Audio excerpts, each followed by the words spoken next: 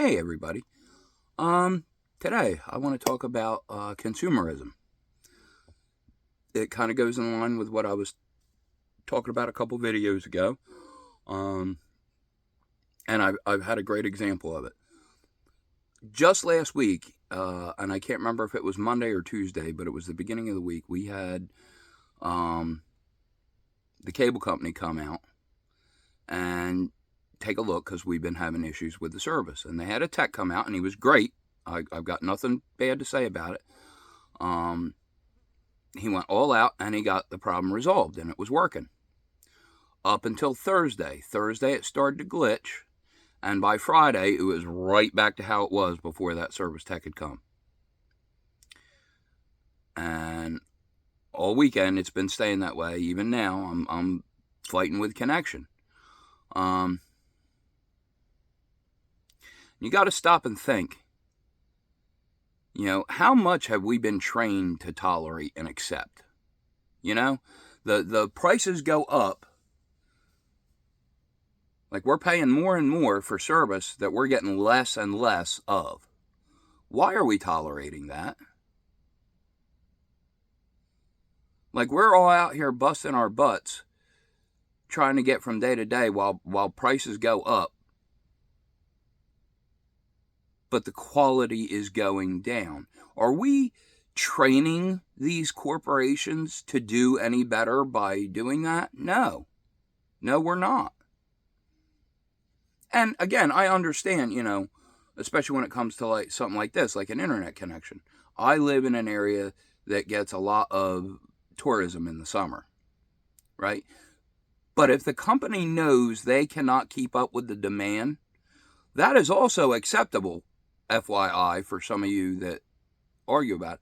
However, they have to compensate the consumer for that. If we don't get a reduced weekend rate knowing you can't keep up with the weekend traffic, then I don't need your service.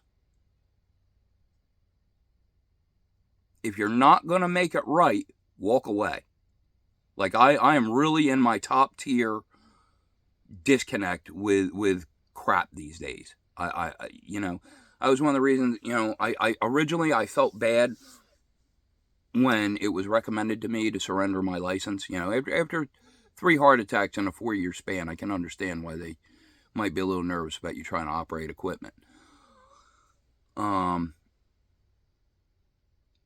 honestly, it was one of the best things, because after that, I don't have to worry about registration. I don't have to worry about insurance. I don't have to worry about every couple of years paying a fee just to maintain a license that, it's all a bunch of bullcrap. It's all designed to keep us in that state of constant fear, constant worry. Oh, I got to make more money. Oh, I got to take care of things, do more. Yes, life does require effort, but why are you putting effort into things that don't reciprocate that effort? Right? Like, my lesson in this lately has been relationships, but it's not just romance. This is everything in your life. Do not give your time, attention, energy, money, any of that. If it's not getting returned to you, don't waste it. If they want to charge you more money but give you less value, guess what? I used to love Netflix. I haven't had it in 2 years. And I'm really not missing anything. I'm really not. These companies are getting way too big for their britches. And we're at fault for that. We, the consumers, are at fault. We're the reason that we're putting up with what we're putting up with, because we continue to tolerate it. It is absolutely an abusive relationship. But until people wake up and realize that, that's our power. They want to make it so hard to live with. Learn to live without it. Because that's kind of the push. These companies want to get us used to, you don't own anything. Everything's a monthly subscription. I don't need anything that bad. I really don't. I mean, honestly, the world could take a little break from the internet because there's not enough people out here doing inspirational, good stuff. Don't get me wrong, they are there. But it's more to spread fear and negativity and hate. Honestly, I think it would do the world some good to shut the internet off for a few days. But again, people don't have the self-discipline. Myself included. I include myself in this.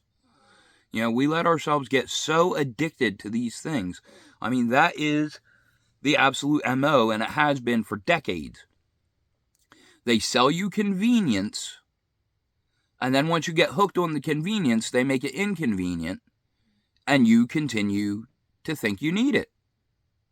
Again, I made the analogy the other day, the microwave. It's absolutely a nice little device to have around to make your life simpler and easier. But then it's been converted, it's been manipulated in a way that has people making unhealthy choices. And that's the point. It all ties together. It's not just one person making money off you. Because when one person makes money off you, they create a need for the next step, for the problem, because they create a problem that needs a solution. Now you're paying for the solution to that.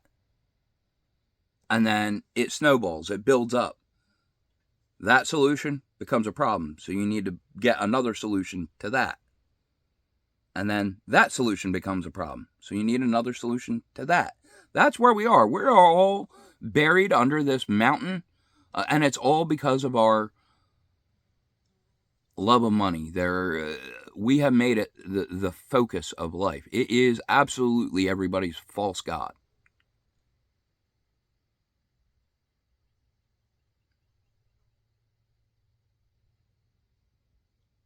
And this is why everybody is miserable the way they are. This is why relationships aren't lasting, because everybody's looking for the next best thing. Instead of people appreciating what they have while they have it, they get greedy and they want more.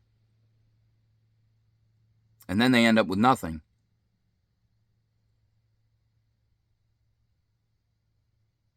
I mean, seriously, in the end, what do you have? Stuff?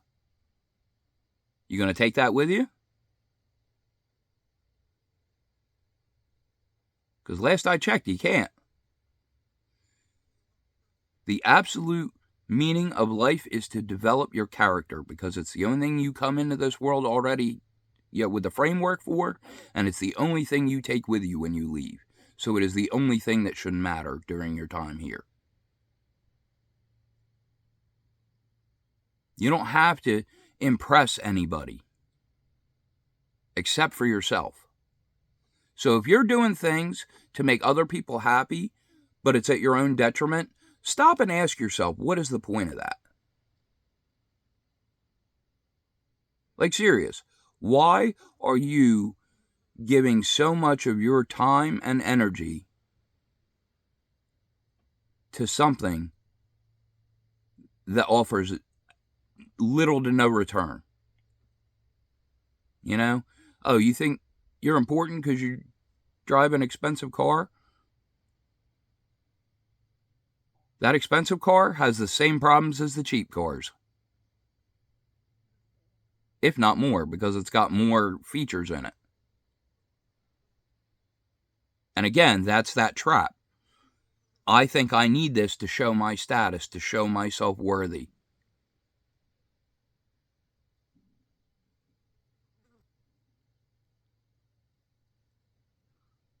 And I made a comment the other day on a post, again, about relationships, saying, if you're broke, you shouldn't date. No. If you're alive, you deserve love for the simple fact that you're alive. And anyone who says differently says more about them than the people they're trying to trash talk. And again, I'm not saying if you are serious and you want to be in a serious, relationship, like take it to the level of marriage, then yes, you do need to be able to provide something. But again, you have to use your discernment. What are you actually providing? Because if all you've got to give is money, we all have access to that. We really do. But what are we going to use it for?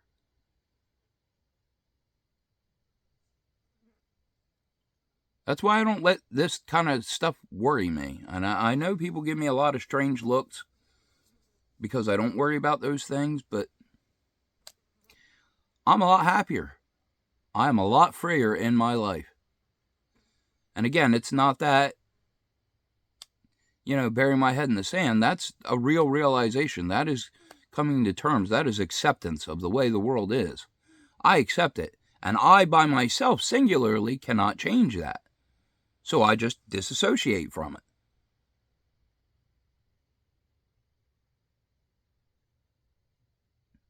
But if we get enough people that wake up and think about it, then yes, we can make change. We can make a difference. We can make it better. But again, it requires that unity. That's why part of this whole illusion is to get us fussing and fighting and disagreeing and separating ourselves. They don't even have to do it. We're doing it for ourselves. Every time you get in, political belief or orientation belief or any of that stuff, race relations, any of that, you are feeding into, you need to take accountability because that's you feeding into a system that is oppressing you. And that's how it's doing it. It's keeping you separate from your fellow person. We are absolutely stronger together than we are separate. Everybody is in this hyper-independent mode. And that's why everybody is so miserable. That's why the world is suffering. Because people they're so poor in spirit that they can't afford to pay attention. And say that again so it don't go over your head. People in the world today are so poor in spirit that they cannot afford to pay attention. That's what this process is about, to build your spirit. Once you build your spirit, then you can start focusing on things that matter, on things that make a difference.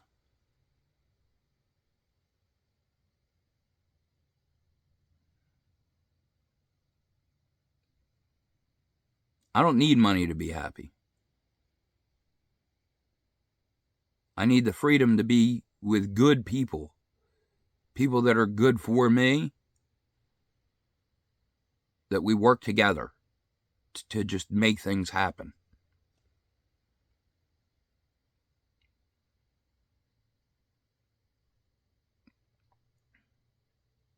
That's what everybody has lost sight of.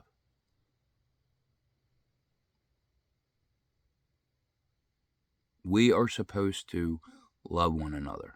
And again, some people abuse that. You can love them from over there. But you can't close everybody out.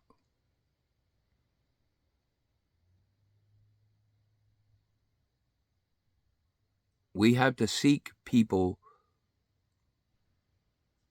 that are more open.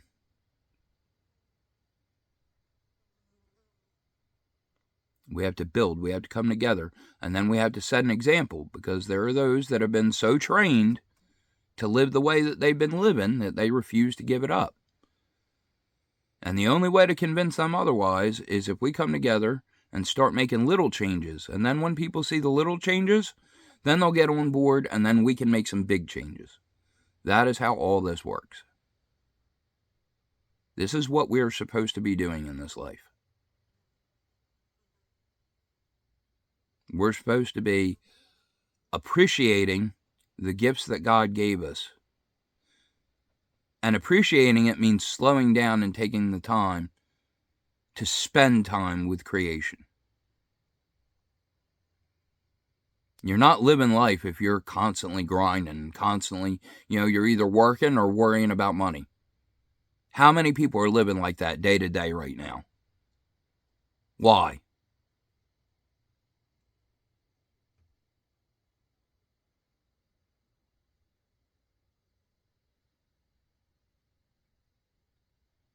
They have everybody conforming. We're all trapped in this system where this is the only solution to a problem, and that's complete bullcrap. There's always more ways to do things, but that's the problem.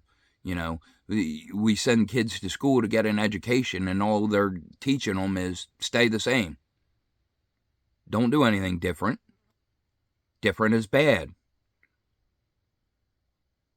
Guess what? Conformity is what's, destroying us. Anywho, that's my rant for today. I got some work to do. I want to get done. I